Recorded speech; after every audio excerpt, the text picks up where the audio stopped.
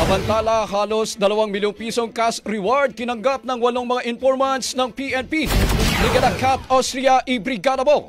Brigada Live Report. Nasa 1.6 milyong pabuya ang ibinigay ng Philippine National Police sa 8 informants kasunod ng pagkakadakip ng 9 na most wanted individuals.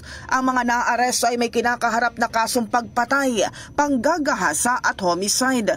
Mismong si PNP Director for Intelligence Major General West Trimundo Obinque ang nagbigay ng cash reward sa mga informants. Nakatakip ng masa mga informante na tumanggap ng pabuya para na rin sa kanilang proteksyon.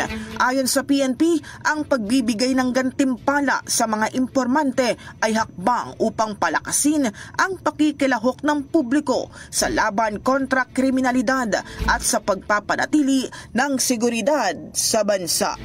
In the heart of changing lives, ito si Brigada Cat Austria ng 105.1 Brigada News sa Manila, The Music News Authority. Bagong Brigada Balita Nationwide. Ang bahaging ito ay hatid sa atin ng Curamed Herbal Capsule. Laban mo to!